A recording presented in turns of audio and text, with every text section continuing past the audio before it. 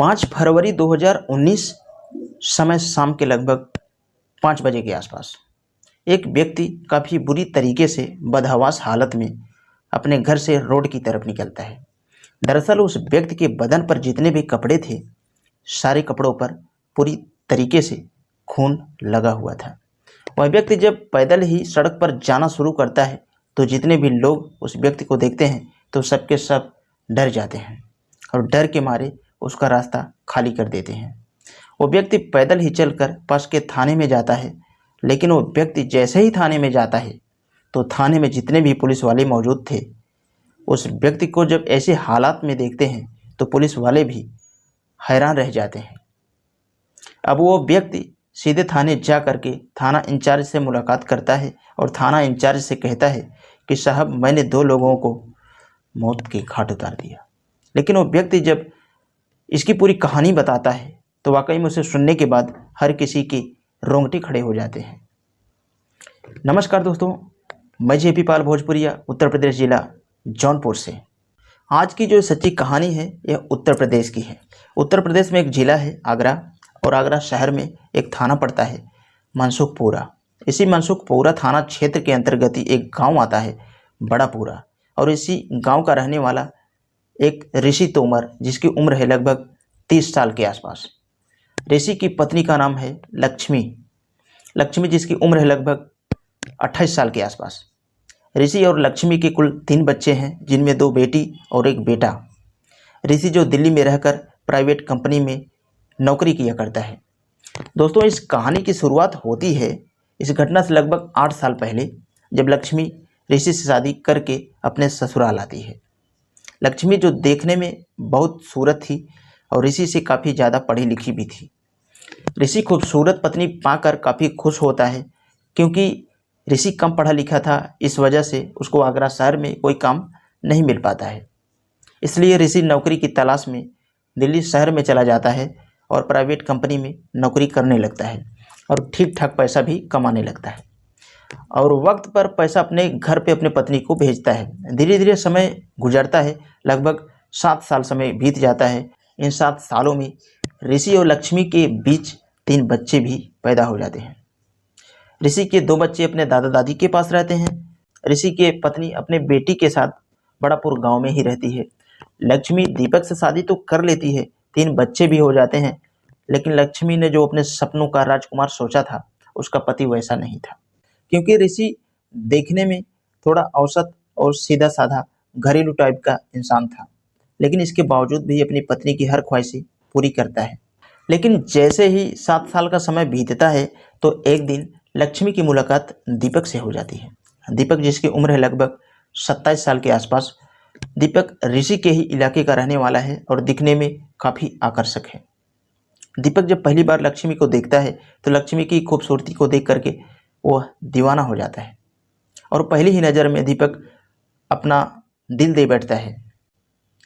हालांकि उस दिन के बाद से दीपक लक्ष्मी से मुलाकात करने की कोशिश तो करता है, लेकिन दीपक को जो पता चलता है कि लक्ष्मी शादीशुदा है, उसके 3 बच्चे भी हैं, दीपक लक्ष्मी की सच्चाई जानने के बावजूद भी लक्ष्मी के पीछे लगा ही रहता है। वह अब उसका पीछा करना शुरू करता है। तो आखिरकार लक्ष्मी को भी इस बात का एहसास हो जाता है कि दीपक उसको पसंद कर रहा है। दीपक के बार बार पीछा करने के वजह से लक्ष्मी भी कहीं ना कहीं दीपक को पसंद करने ही लगी थी। इसलिए एक दिन मार्केट में जब दीपक और लक्ष्मी की मुलाकात होती है और दोनों के बीच बातचीत का सिलसिला शुरू होता है, तो बातचीत करते करते दोनों के बीच दोस्ती हो जाती है और यही दोस्ती एक प्यार में बदल जाती है। फिर उसी समय ये दोनों एक दूसरे का मोबाइल नंबर भी ले लेते हैं और बातचीत करना जारी रखते हैं। कुछ दिन का समय गुजरता है। बातचीत करते करते आखिरकार दोनों के बीच में प्रेम प्रसंग इस कदर से चढ़ जाता है कि ये दोनों मिलने के लिए अब बात करते हैं। दीपक से मुलाकात करने के लिए उसको अपने घर पे ही बुलाती है और दीपक जब भी लक्ष्मी से मुलाकात करने के लिए आता है तो काफ़ी देर तक उसके साथ समय बिताता है। लेकिन अभी उसके पति को, ऋषि को ये जानकारी नहीं होती है। अब दीपक के बार बार आने से उसके पड़ोसियों को डाउट चल जाता है, इसलिए पड़ोसी जब इस बात की जानकारी ऋषि को देते हैं, लेकिन पड़ोसी जब ऐसी बातें ऋषि से कहते हैं, इसे सुनकर ऋषि को भरोसा नहीं होता है। एक दिन दिल्ली से ऋषि अपने घर आता है तो इस बारे में लक्ष्मी से पूछताछ करता है। लक्ष्मी दीपक से झूठ बोलती है। लक्ष्मी दीपक से कहती है कि दरअसल पड़ोसी हमसे जल रहे हैं, इसलिए वो ऐसा बोल रहे हैं। अब यह उसको बेवकूफ़ बना देती है अपने पति को। उसके बाद में अपना काम अंदर अंदर जारी रखती है। अवैध संबंधों का जब सिलसिला एक बार चालू हो जाता है तो यह रुकने का नाम नहीं लेता।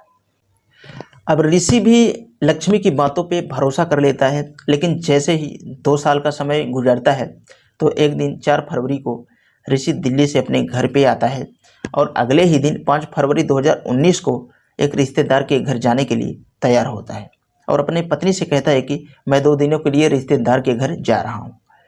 लगभग दोपहर के 3 बजे के आसपास वो अपने घर से जाता है, लेकिन जैसे ही घर से निकलकर कुछ दूरी जाता है उसके बाद में उसको याद आता है कि उसका मोबाइल तो घर पे ही पड़ा है। जब ऋषि मोबाइल लेने के लिए आता है तो रास्ते में ही उसका एक दोस्त उसको मिल जाता है और दोनों बातचीत करने लगते हैं।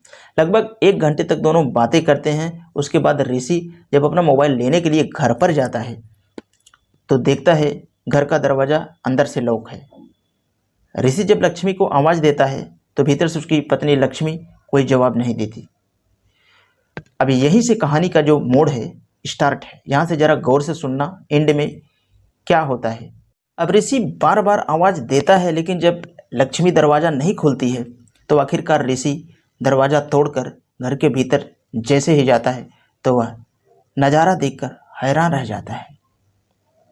जब वह देखता है उसकी पत्नी दीपक के साथ अवैध संबंध बना रही थी। जैसे इस तरह का नज़ारा देखता है तो वो आग बबूला हो जाता है और उसी समय ऋषि को पड़ोसी की बातें याद आ जाती हैं कि उसके पड़ोसी ने उसको झूठ नहीं सही बोल रहा था। गुस्से में आकर वो अपने पत्नी से पूछता है तो लक्ष्मी ऋषि को कोई जवाब नहीं देती है। बहुत कुछ पूछने के बाद जब वो गुस्से में आता है वह दीपक को बुरी तरीके से मारने लगता है। दीपक जब वहाँ से भागने की कोशिश करता है तो ऋषि तुरंत ही घर के अंदर से एक फावड़ा लेकर आता है और उसी फावड़े से दीपक के सर पे एक के बाद एक ताबड़तोड़ वार करता है। इसी बीच जब ऋषि की पत्नी लक्ष्मी दीपक को बचाने के लिए बीच में आती है तो ऋषि उसी फावड़े से अपनी पत्नी लक्ष्मी के ऊपर भी वार कर देता है, जिसके वजह से लक्ष्मी और दीपक की वहीं पे मौत हो जाती है। और उसके बाद में वह कमरे के बाहर निकलता है और थाने पहुंच जाता है। थाने जाकर ये सारी बातें जब पुलिस वालों को बताता है तो पुलिस तुरंत ही ऋषि को लेकर उसके घर आती है। पुलिस की टीम जब उसके घर पे पहुंचती है तो देखती है कि वाकई में कमरे के अंदर 2 लोग पड़े हुए हैं। पुलिस जब ऋषि के घर पहुंचती है तब उसके पड़ोसियों को पता चलता है कि ऋषि ने अपनी पत्नी और उसके प्रेमी को अलविदा कर दिया। दीपक की लाश को देखने के बाद पुलिस इस बात की जानकारी दीपक के माता पिता को देते हैं। दीपक के घर वालों को जैसे ही इस बात की जानकारी होती है तो सबके सब घटनास्थल पे आते हैं।